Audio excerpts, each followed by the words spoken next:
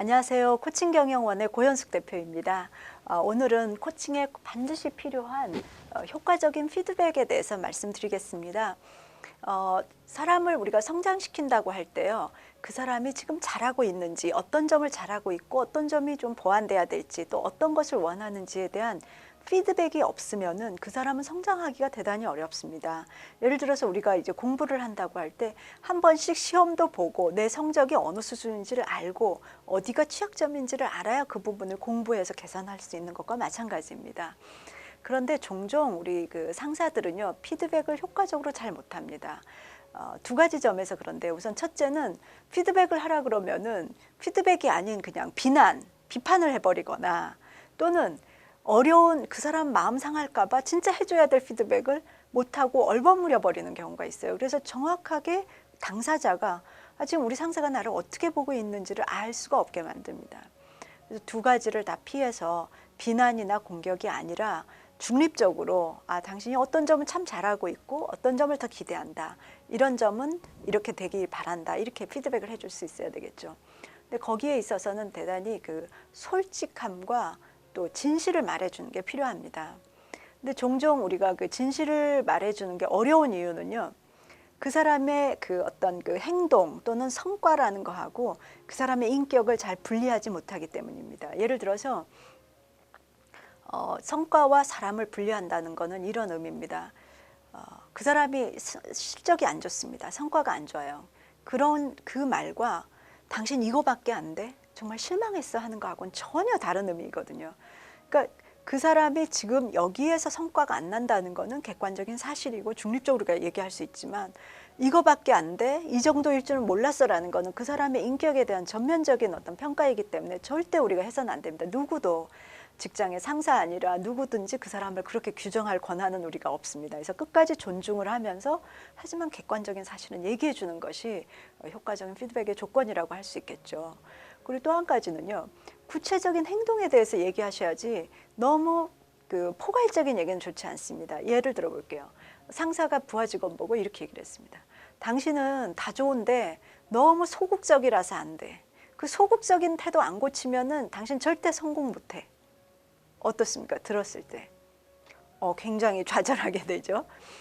소극적이다라는 거는 그 사람의 인격 자체를 전면적으로 규정하기 때문에, 그것보다는 왜 그 사람이 소극적으로 비쳤는지에 대한 그 행동들을 지적해 주는 게 좋아요. 그러니까 예를 들어서 당신은 지금부터는 회의 시간에 좀 더 자기 의견을 얘기해. 당신이 그 회의에 참여한 이유는 당신이 의견을 가져오기 위한 거기 때문에 얘기를 하시고, 또 다른 사람 만났을 때 이렇게 적극적으로 자기 표현을 하라, 이렇게 행동을 이제 얘기해 줄 때 그 사람은 내가 우리 상사의 기대에 부응하기 위해서는 내가 좀 더 말하고 표현해야 되겠구나, 아이디어를 더 내야 되겠구나 하는 그 행동을 교정할 수 있는 것입니다.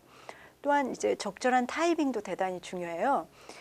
타이밍을 놓치면 안 됩니다. 피드백이 딱 필요할 때 적절하게 해주셔야 되고요. 또 한 가지 주의하셔야 될 게, 가능한 1대1로 직접 전달하라는 것입니다. 종종 보면은요, 사람들은 부의주의 해가지고 여러 사람 앞에서 그 사람에 대한 그 좀 부정적인 피드백을 전달한다든지, 심지어 고객들 앞에서까지 자기 부하 직원을 나무래는 상사를 받습니다. 그런데 우리 문화는요, 정말 남들 앞에서 내가 어떻게 비춰지느냐를 목숨처럼 귀하게 생각을 합니다. 사회적 목숨이라는 얘기를 해요, 체면이. 그러니까 그 체면을 깎이게 하는 거에 대해서는 굉장히 주의를 하셔야 됩니다. 그래서 좀 중립적이고 평가하지 않고 정말 그 사람을 성장시키기 위한 피드백을 해야 된다. 피드백과 비판의 차이점은 뭐냐면요, 비판은 비판 그 자체에서 끝나지만 피드백은 항상 어때요? 그 사람을 더 성장시키기 위해서 이 피드백을 받고 그 사람이 다른 행동을 해서 새로운 어떤 결과를 내게 하는 데 있기 때문에, 그 상대방에 대한 어떤 공감과 애정이 반드시 필요합니다. 그래서 그 사람이 그냥 일방적으로 당신은 뭐가 못해 이게 아니라 공감해주고, 또 내 기대사항을 분명히 얘기해주고, 요청할 것도 반드시 해주고, 끝까지 잃지 말아야 될 게 존중의 자세입니다. 저는 이런 분도 봤어요. 건강 때문에 힘들다고 하는 사람한테 굉장히 공감해 주면서도, 그래서 뭘 하고 싶으냐 했더니 이분이 일주일에 뭐 한 3일 30분 정도 산책하겠습니다 하는 분에게 코치가 뭐라 그러는지 아세요? 당신 참 그 잠재력이 대단한 분인데 6개월 뒤에 마라톤 풀코스에 도전해 보는 게 어떻겠느냐. 나는 당신이 할 수 있다고 생각한다. 이렇게 요청을 한 겁니다. 그랬는데 그 코치 받은 사람이 더 놀라운 거는 뭐라고 하냐면 가만히 있더니 자기가 6개월 뒤에 풀코스는 무리지만 하프코스는 뛰어보겠다라고 대답을 하는 겁니다.